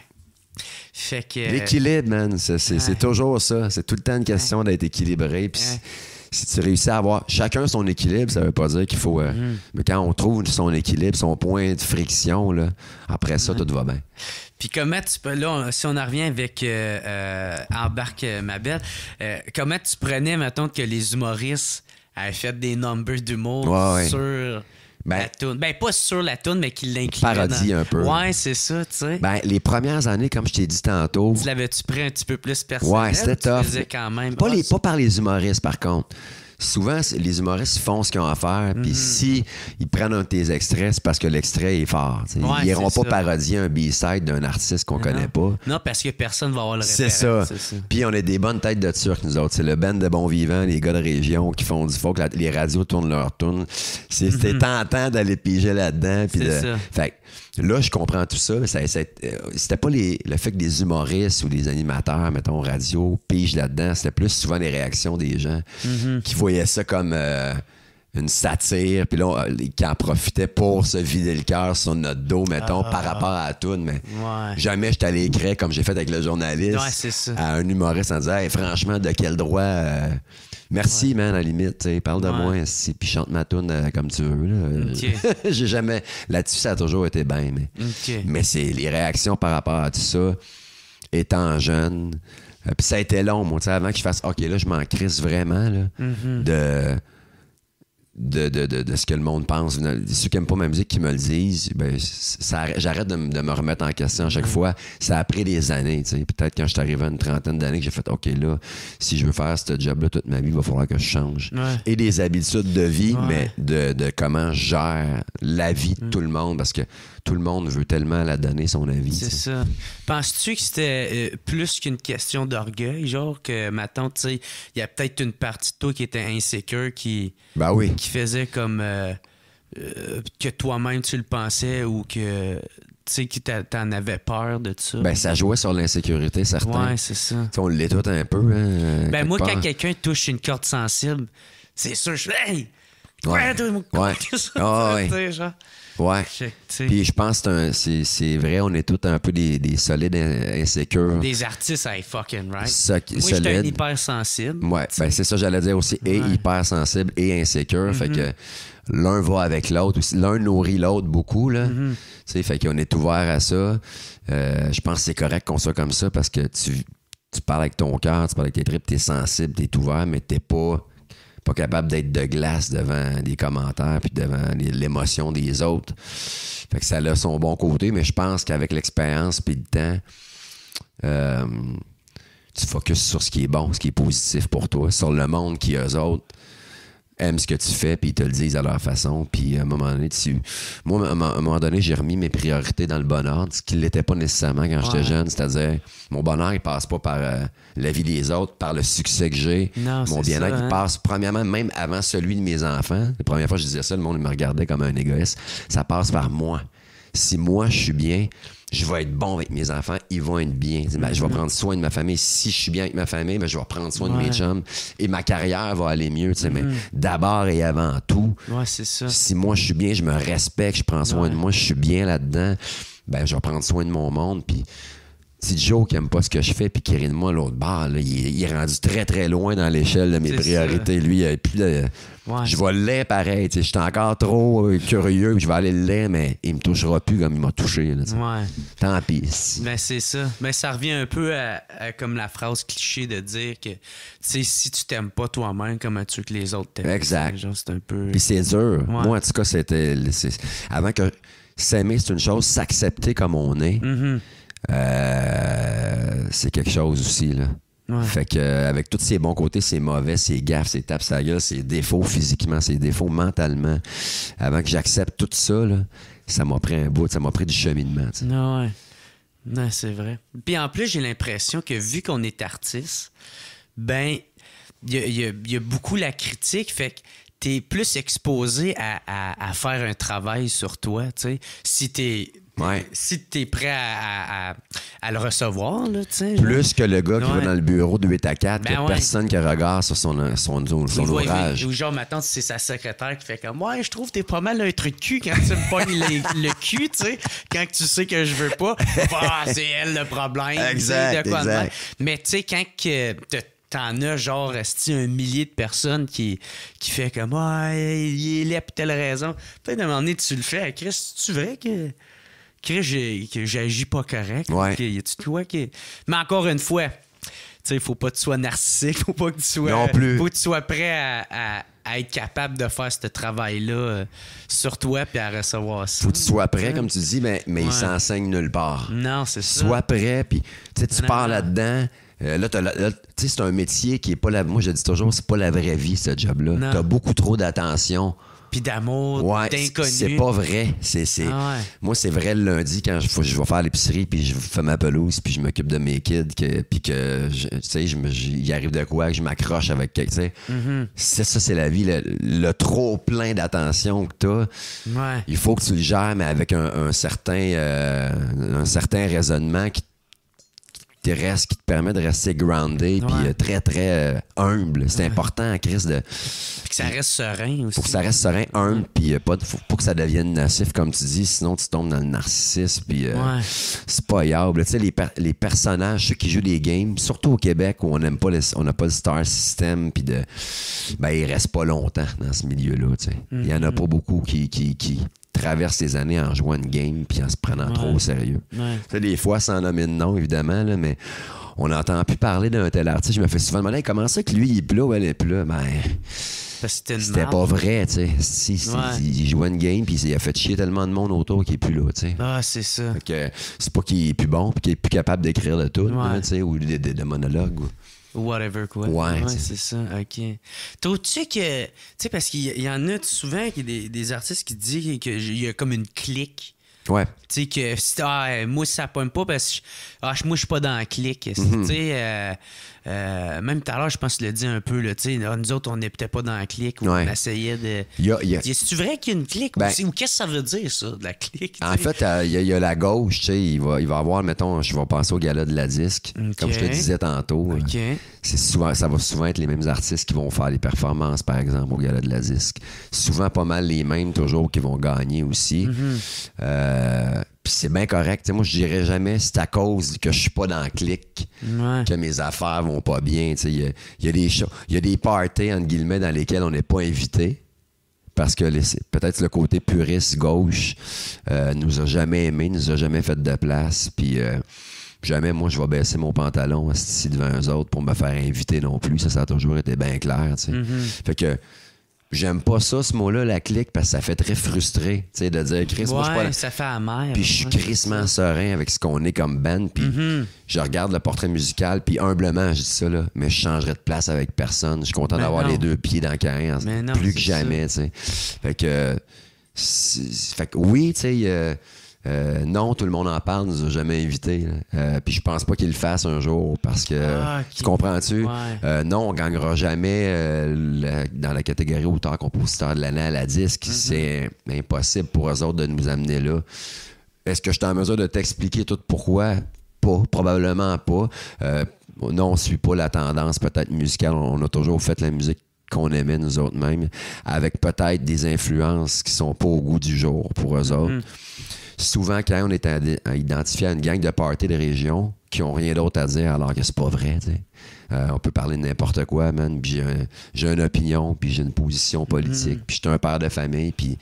Mais si tu pèses, t'en parles pas dans tes tours. Il faut le demander. Si le média, il t'invite pas parce qu'il pense que t'as rien à dire, t'as pas l'occasion de le dire. C'est ça. Tu comprends? T'es associé à... Tu fais ça, puis tu fais des tournes de feu de camp, puis c'est ça. Le gars, il est peut-être un gros colon qui a rien à dire, alors que je peux te garantir que ce qu'on a vécu dans ce band-là, c'est un film puis une télésérie. Là. On a vécu les naissances de nos kids, des pertes de relations amoureuses, des cures de désintox, des folies, on en a fait, puis des tapes sur la gueule, on a mangé, puis des victoires, on en a eu, tu sais. Mais si t'as pas la chance de t'exprimer à cause que t'es identifié par certains médias comme ça, ben tant pis. Tu sais, au moins le monde... Mais pas au moins, je dis au moins. Le monde, ils viennent voir nos shows, les radios tournent nos chansons, puis on fait encore ce qu'on aime, puis... Je vois plus la fin de ce projet-là. J'ai recommencé l'écriture depuis la dernière semaine, après quasiment un an de break avec la COVID, tout ça. Puis j'étais encore full mindé, j'étais inspiré, je pense déjà au prochain projet, dans quel son, dans quelle direction. Fait que j'ai pas de plainte à formuler sur une clique ou non, sincèrement. Mais pour te répondre en toute honnêteté, je pense que oui, il y en a une. T'sais. Ouais. OK. Ben c'est ça, tu sais. Moi, j'ai écouté le documentaire de Bob Bissonnette, tu sais. Oui, moi aussi. Puis, tu sais, il en parlait, il faisait comme pas dans la clique. Puis, tu sais, lui, c'est qu'il voulait que ça pogne à Montréal, tu sais. Puis, qu'est-ce que t'en as pensé du documentaire? J'ai trippé, c'est Bob, moi. T'es-tu un peu reconnu dans qu'est-ce qu'il dit? Oui. C'est certain, il y a plein de... J'ai entendu ce discours-là des tonnes de fois, puis je l'ai dit plus jeune, souvent, moi aussi, tu sais. Puis en même temps, il y a quelque chose de faux là-dedans, parce que c'est difficile de percer à Montréal, souvent quand tu as du succès en région. Et le contraire, tu as des artistes qui sont bien à Montréal, ils s'en vont au Saguenay, puis il y a 3 personnes dans la salle, tu sais. Fait que... mais nous autres, à chaque fois qu'on est venu au Franco, tu sais, on a fait la Place des Arts la dernière fois, on a toujours eu des super belles foules, des belles réactions. Quand on dit Montréal, c'est peut-être plus le côté médiatique qui va être difficile d'accueil, mais il n'y a pas moins de monde dans nos shows à cause qu'on est à Montréal. Moi, j'ai pas d'amertume envers Montréal, à part le style de trafic. J'adore ça, venir jouer ici. J'ai que des beaux souvenirs de party puis de show ici. Mais je comprends le raisonnement, tu sais. C'est ça, c'était peut-être plus le côté médiatique. La couverture. Tu sais, moi, ce qui est le plus dur, c'est l'indifférence. Là. Tu fais une première... détruis-moi dans ton article, je vais aimer mieux ça que tu viennes pas voir le show et que t'en parles pas. Moi, man, ça m'est arrivé, moi j'ai fait 2 albums solo à travers les albums de Caen. Le premier, j'avais eu 0 couverture. On avait monté un super show, on jouait au Club Soda, une belle salle, pleine. pas une maudite critique, pas rien, mon gars. Ça m'avait tellement enragé. Là, fait que je pense que c'est ce côté-là que Bob aussi faisait allusion, puis qu'il avait essayé bien fort, puis il voulait avoir le même boss qu'il y avait en région à Montréal. Ouais. Puis c'est pas possible. C'est pas, Mais pourtant, c'est sûr qu'il aurait rempli ses shows à Montréal. Il faisait peut-être, je sais pas. Moi, Bob, je l'ai connu. C'est très dramatique comme histoire. Là. Je l'ai connu. Je le connaissais par sa musique, mais personnellement, à son dernier show qu'il a fait avant d'aller dans sa ride d'hélicoptère. Comme 2 jours après, on jouait avec lui dans un festival à Actonville, Festival La Rentrée. Je le vois encore avec sa caisse de bière sur le bar, en buvant des canettes, en checkant le show, se faisant la tête pendant notre show. Comme un bon vivant. Un bon vivant, une petite bière. Mon bassiste s'est triplé sur sa calotte. Bob, il a mis sa tête, tiens, je te donne, tu sais, le genre de gars, là. Puis, Asti qui avait l'air d'un bon Jack. Bon Jack, puis c'est ça, c'est arrivé tout de suite après, fait que je l'ai pas connu. C'était l'enfer, lui, là, c'était fort dans les festivals, il y avait un buzz sur lui, c'était plein, c'était une ambiance comme c'était disjoncté, là. Il a laissé un trou, là. Ouais, vraiment. Puis c'est surtout de la façon qu'il est parti, tu sais, c'est que, tu sais, c'était en pleine ascension, puis là, tu sais, il méritait là, son il a travaillé, lui, il l'a travaillé. D'été de Québec, qui s'appogne à Montréal. Puis, il était rendu là. Ouais. En tout cas, moi, le documentaire, j'ai vraiment trippé. Je le connaissais même pas avant. OK, non, pas vrai, OK. Non, j'écoutais pas vraiment ça. Ben moi, j'ai le hockey. Fait que, il parlait de hockey. J'ai tout de suite mis ça de côté. C'est ça, ouais. Mais en devenant artiste, c'est là que j'ai fait tu sais, j'ai comme pris plus le temps d'écouter, puis là, avec le documentaire, là, j'ai tombé en amour avec ce bonhomme-là. Puis moi, nous autres, on faisait la route des festivals. Fait qu'on on entendait toujours les histoires de show de Bob qui avait reçu 50 brassières la veille sur stage puis qui avait bu une 24. Là, fait que, c'était impossible de pas le connaître là, en ayant 2 pieds dedans. Ouais. Il nous manque. En 2013, on va aller avec ça. T'as eu ta première controverse. C'est Rimouski? À Rimouski. Il y a une couple de personnes qui voulaient que je te parle de ça. Certain. C'est la seule controverse que vous avez eue. Ben oui, on peut dire que la seule qui s'est sue du grand public. OK. On a eu nos soirées hommage à Motley Crue en masse. Là. Mais tu sais, on n'a jamais, à part voix de fait sur nous-mêmes, on n'a pas été accusé de rien. On n'a jamais rien fait mal à une mouche. Mais moi, à Rimouski... Attends une minute, tu viens de dire de quoi? À part voix de fait sur soi-même.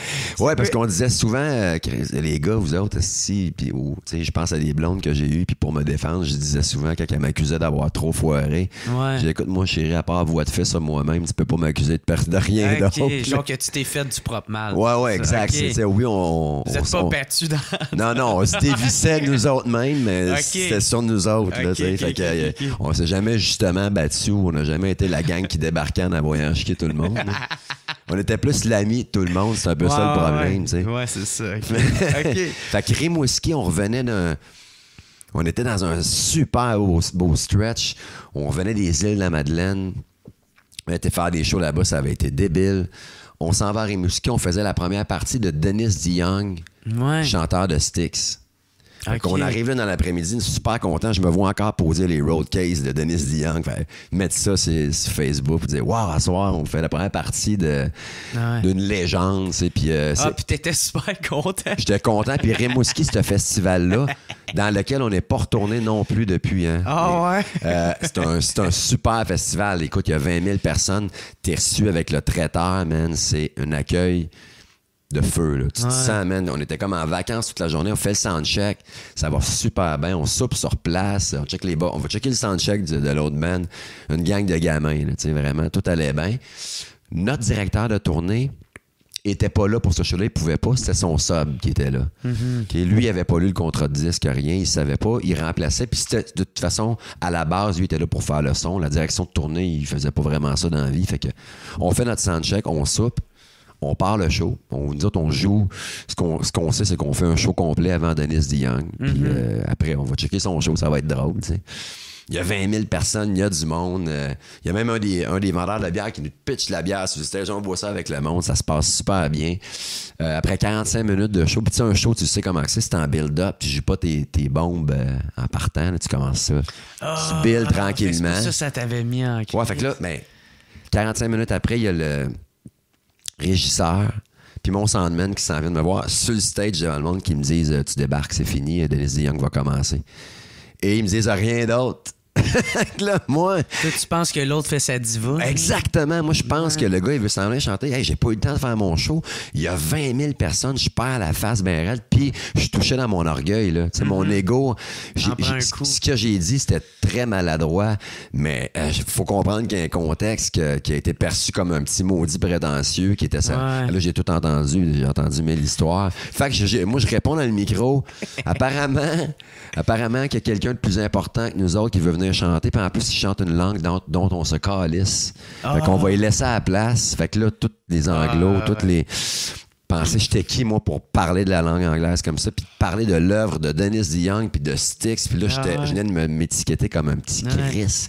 Puis aussi, il faut comprendre que ça se faisait, ça, dans le temps. Casser un artiste. Ouais, la première partie. Ça aurait pu, mais c'était pas ça pantoute. Mais toi, tu pensais ça? Moi, je pensais que c'était ça, fait que j'ai dit ça.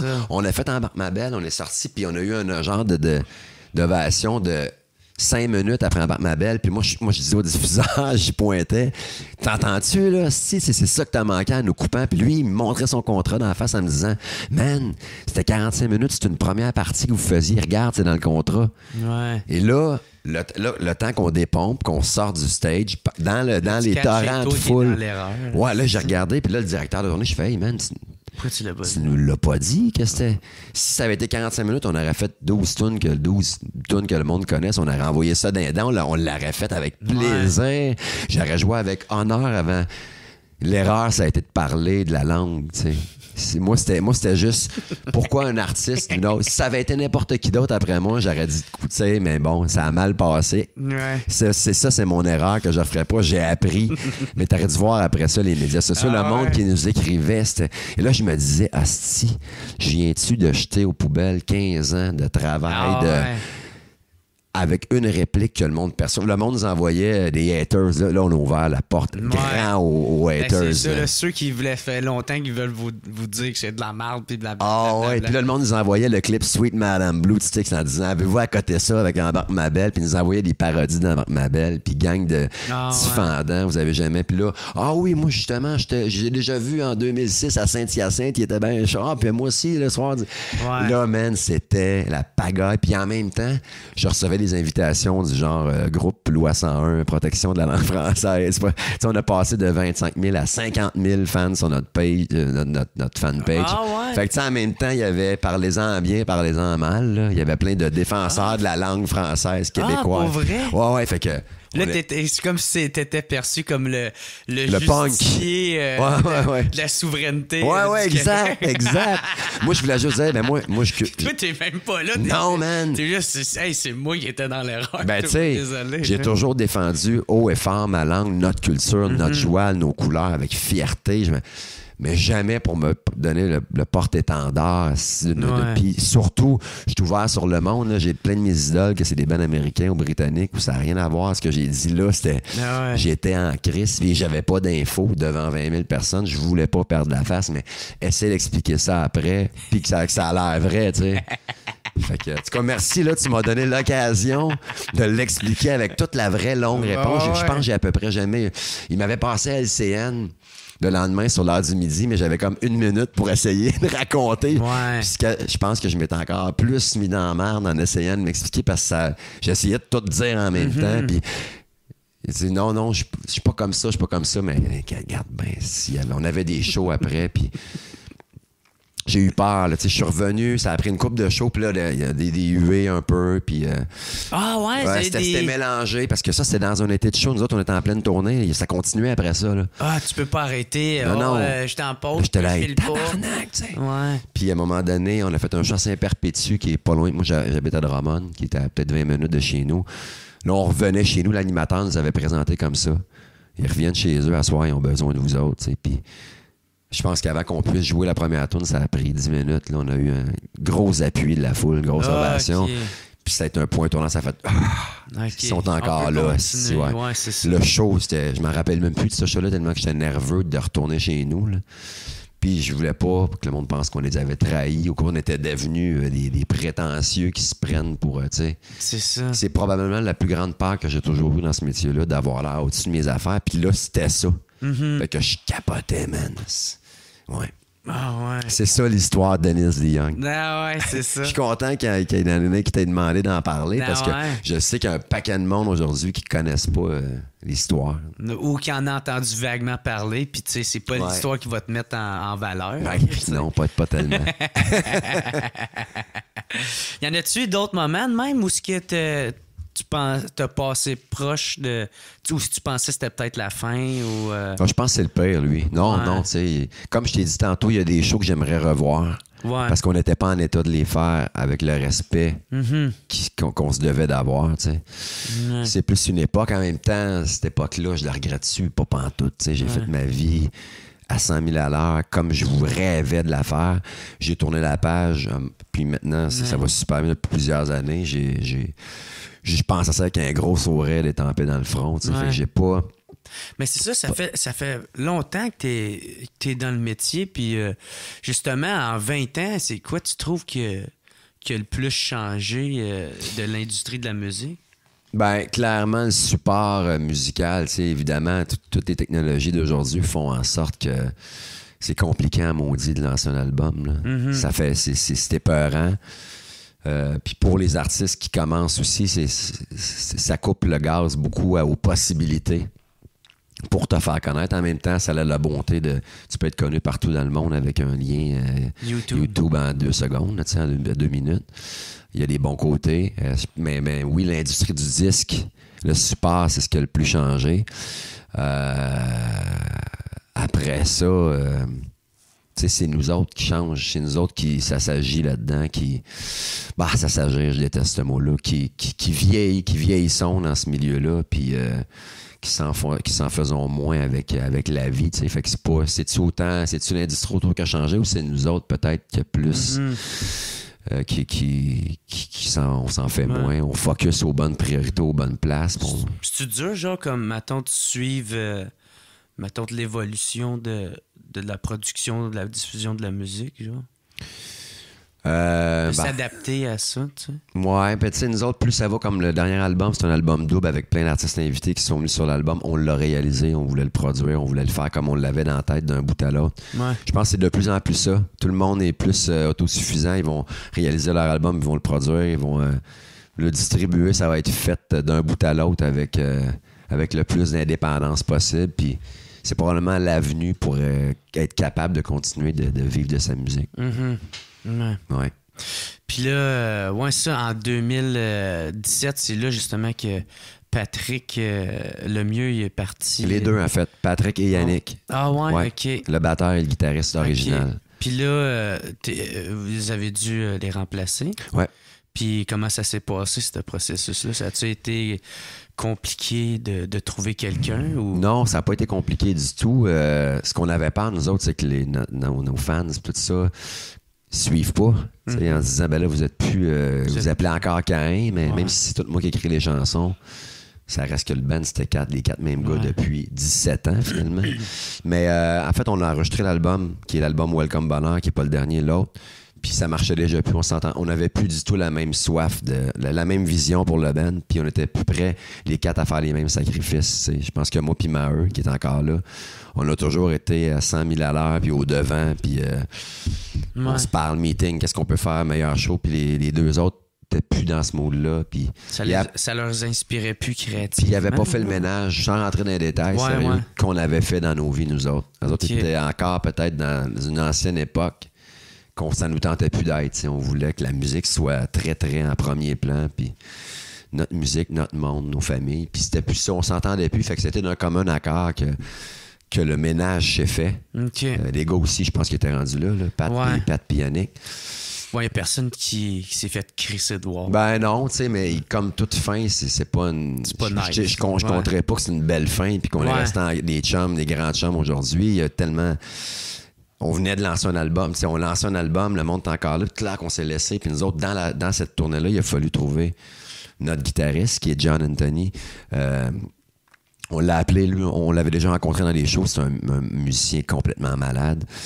Puis on l'a appelé, puis on lui a dit t'attends, tu t'es dans le carré, man. Viens prendre une bière, puis on va jouer une couple de tunes. Monte telle tune. Puis ça a humainement tout de suite passé musicalement. Puis ça a tellement simplifié, mon gars, l'équation. Maintenant, on est 3 dans le band. Puis quand on est en tournée, il y a 2 musiciens qui nous accompagnent, un batteur et un claviériste. Mais dans le band, pour les décisions, pour l'image, pour les tunes, on est 3. On a 2 formules, une formule trio, une formule full band qu'on peut faire aussi. John nous kick le cul. Il est beaucoup plus jeune, il a 28-29 ans. Il amène une autre école musicale complètement que la nôtre, d'autres habitudes. Il amène la reconnaissance des premières années qu'on n'avait plus. Là. C'est de se retrousser les manches. Puis hey, on est chanceux d'être là. Puis hey, t'as bien raison. Ouais, c'est ça. Moi, je trippe d'être dans le carré. Puis lui, c'est les premières tunes qu'il a appris à la guitare, c'est les nôtres. Fait que, puis les 2 kids aussi qui nous accompagnent, des super bons musiciens, c'est simple. Ouais. Ça a été, puis les gens ont suivi, ont bien compris le move, puis c'est la plus belle mouture qu'on pouvait pas avoir. Ça se fait dans le bon ordre. Ouais. Puis comment ça marche, la création? C'est toi, t'écris les paroles? Paroles-musique. Paroles-musique, OK. Fait que la composition, c'est... Tout nu, la toune tout nu, je la fais. OK. Puis là, après ça, eux autres, on les arrange ensemble. OK, ils embarquent dedans. On l'arrange en trio, à 3. Okay. Quand on s'entend sur, mettons, pour un album, mettons, on a une vingtaine de maquettes. Eric aussi, le bassiste, il en a écrit une coupe. Okay. Mettons, on a une vingtaine de tunes totales. On choisit les 10-12. On les monte à 3 avec des guitares sur le coin de la table, le papier, crayon. On les monte en trio, puis après, on invite les musiciens, on les monte full band, on les arrange, on les habille ensemble. Puis c'est quoi qui est le plus dur entre les 3, entre auteur, compositeur, interprète? C'est lequel des 3 qui te demande le Écrire, auteur. Les paroles, Ouais, parce que tout part de là. Ouais. Moi, la musique, elle va venir habiller un texte. La mélodie va allonger la portée du texte. Si la mélodie a tout le cerveau... ta chanson va être plus grande, tu sais. Musicalement, il y a toujours moyen de bien faire ça. Si la chanson tout nu est bonne, elle va juste être meilleure avec le band, puis elle va être facile à chanter. Donc, l'interprétation... Mais le texte, faut que ta ligne qui tue, faut qu'elle soit ton gros refrain. Ouais, exact. Le texte first, puis pas très loin derrière la mélodie. Tu sais, quand on a des... Je pense qu'on peut dire la tête haute que mélodiquement, on a toujours été très fort. C'est toujours des chansons très, très catchy. Mais c'est les textes qui les portent. Fait que je pense que tout part de l'écriture. OK. Après ça, c'est de la performance. C'est sur scène, c'est l'énergie de tout le monde. On trippe, puis on met ça à broil, puis tu sais. Je suis trop sérieux, moi, là, pour le WhatsApp podcast. Non. Pas tout. On peut parler de faire de la cocaïne. Non. Par applaudissement, y a-tu des vendeurs de Craig qui nous écoutent? J'avais des chums que pour impressionner le monde dans le cours, ils sniffaient la craie du prof. Ah non, c'est Puis ils fumaient des retailles de crayon. Mais ça, c'est une autre histoire. Dans le fond, tu sais, j'avais pas mal tout posé mes questions. Okay. C'était qu'est-ce qui c'est quoi la différence entre, mettons, de faire un album solo puis un album avec ton band, vu que tu sais, t'es déjà où tu composes déjà toi-même les paroles puis la musique? C'est que tu joues avec, premièrement, un band, c'est une question de compromis. T'sais, on est 3, 4 avec des écoles musicales différentes. Pour finir sur une chanson, il faut qu'il y en ait qui mettent de l'eau dans leur vin. On écoute plein de choses différentes. On a des points de vue pas toujours pareils. Puis c'est ça qui est la beauté d'un band. Toute seule, tu tranches. T'es toute seule. T'as des musiciens qui vont venir jouer ce que tu leur dis. Par contre, tu vas défendre ton album toute seule aussi. OK. C'est d'un band, t'es jamais tout seul. Ouais. T'as une tape sur la gueule, tu l'amortis à 4. T'as une célébration. Tu fêtes à 4 après, tandis que quand le show finit, les musiciens engagés s'en vont. Là. Le show finit, ils sont sur leur téléphone. Ça m'avait marqué, ça, après un show franco. On finissait, je m'ouvre une bière après le show, un gros high de show. Tu sais comment c'est. T'es content, c'est ça. Puis, hey, vous allez où? Nous autres, la prochaine gig. J'ai tabarnak, c'est pas... Moi, je viens de l'école, j'étais un gars de band, j'étais habitué d'avoir mes troopers à côté de moi. Puis qu'est-ce qu'on fait pour améliorer la patente? Puis on parle après un show. Puis tu sais, on débrief. Ouais, puis comment on peut être meilleur, puis cheers, qu'est-ce qu'on fait, on va où? Tandis que c'est ça, tu défends ton album, t'es tout seul en crise. Fait que je suis un gars de band. Ce qui est cool, c'est que j'ai jamais eu la frustration ou l'envie de dire si je pouvais être tout seul. J'ai pu le faire à travers Caïn. J'ai pu faire 2 albums, un album où j'ai repris la poésie de Gérald Godin aussi qui m'a fait triper complètement, qui est un de nos grands poètes. Puis j'ai pu musicalement m'éclater, faire des choses qui n'avaient rien à voir avec Caïn, réaliser les albums, puis revenir après dans mon band. Fait que ça m'a permis artistiquement de m'accomplir à fond. OK. Ah ouais. Puis sûrement, ça, tu peux mettre plus de toi dans ton... Ben, c'est sûr, pour ça, oui. Dans ton solo. Ouais, puis toucher à une autre baguette musicale. Tu sais, quand t'es d'un band, tu respectes l'instrumentation du band tout seul. Si tu veux faire venir quatuor de cordes ou des brasses, ou des perks, ou peu importe, il n'y a pas de limite. Là, hey man, c'était vraiment cool, mon gars. C'était super cool pour moi aussi. Ouais. Ça fait 1h30 qu'on joue. Arrête, pour vrai? Ouais. Ah, ben ok, ouais, mais j'étais particulièrement genre ça, c'est peut-être les 2 cafés en descendant. Non, peut-être. Ouais, ça, le monde. Tu feras 2 shows toi, tu viens de Drummond, toi. Ouais, exact. T'habites là, toi. Ouais, moi, je suis originaire de là. J'ai eu ma fille, j'avais 21 ans, ce qui fait que puis je me suis séparé après quand elle avait 2 ans, fait que... J'ai jamais voulu déménager ou me rapprocher de Montréal parce que ça aurait voulu dire m'éloigner de ma fille. Ben ouais. Fait que je suis resté chez nous, puis toute ma vie est là. Fait que je voyage, je passe beaucoup de temps sur la route, mais ça en même temps, tu sais, Drummond, c'est pas tant loin. Non, 1h15. Ça chez se vous. fait bien. Ouais. Juste pas le trafic de cul. Ouais, exact. Ah man, je suis pas un bon Montréalais. Si je t'en crisse à chaque fois que je viens. Tu vois, comme aujourd'hui, je suis venu, puis là, souvent, j'essaye de m'arranger un horaire où je viendrais pas pour rien. Là, d'avoir une journée placardée. Ben, c'est ça. Ouais, exact. T'sais, c'est comme moi quand je descends à Gatineau, je m'en vais chez mon père. Toi, tu viens de Gatineau. Ouais, OK. C'est ça. Puis moi, je vais chez mon père, puis je fais mon lavage. Direct à la machine. Non, ouais, moi, j'ai pas de laveuse. C'est vrai, hein? C'est vraiment tu vas faire une brassée. Ça fait loin pour aller faire une brassée? Ben, je vois mon frère, je vois mon père. OK. Là, je vois une fille en ce moment, puis elle me dit, tu sais, tu peux faire comme une brassée chez nous. Là, c'est sûr, je suis comme, ouais! OK, ça abonne. Je cherche plus. Ah, ouais, j'attends que ça vienne plus sérieux. Je peux faire 2 brassées. Ouais.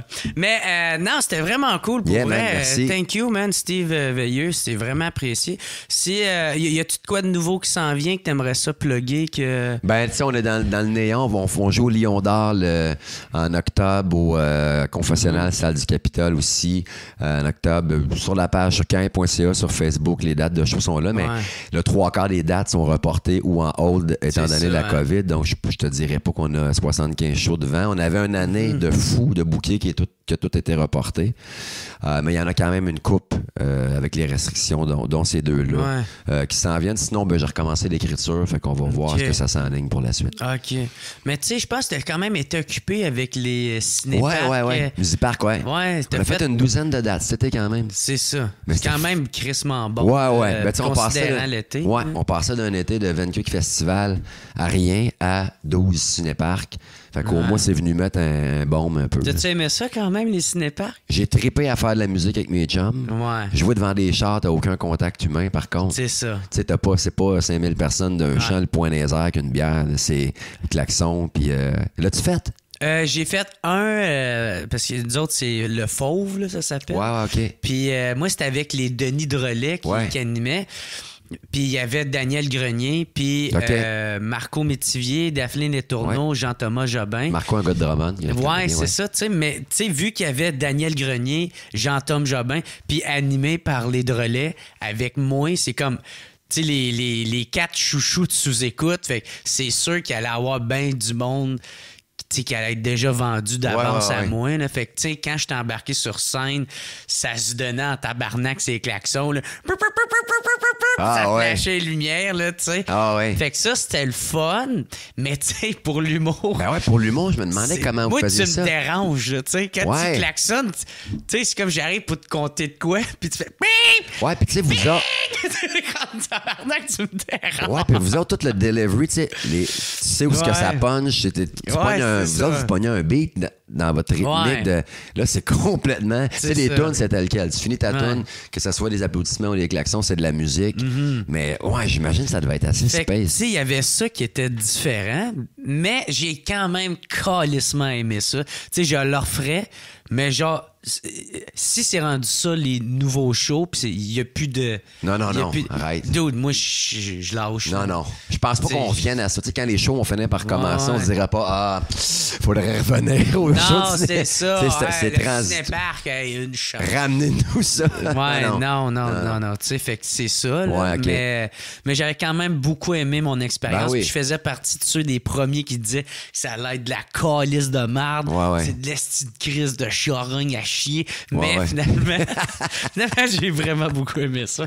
Puis je me suis saoulé la gueule après. Ben, c'est sûr. C'est pour ça qu'on fait ça. Hey, d'ailleurs, Jer, je voulais te le dire, live, là, j'aimerais ça qu'on t'invite à notre podcast. Ah, t'as un podcast? Oui, monsieur. Fait que, ça serait bien cool de recevoir. Ça s'appelle le Je m'en coulisse podcast. OK. Puis c'est plein de chums qui viennent raconter des histoires de coulisses, de backstage. Des fois, on fait une tonne ou deux ici. OK. On a reçu plein de monde à date. Puis tu vois, c'est demain d'ailleurs. On en reçoit un, puis on en fait un par mois. Ça se passe à Drummond. C'est devant le public dans un super beau petit pub là-bas. On tripe solide. On te recevrait gros comme le bras. Là. Ben ouais, Chris. Je t'inviterai. Je suis là all the way. Parfait. Moi, je joue un peu de musique, moi. Ah, pas vrai? Un petit peu. OK. Mais pas tant bon.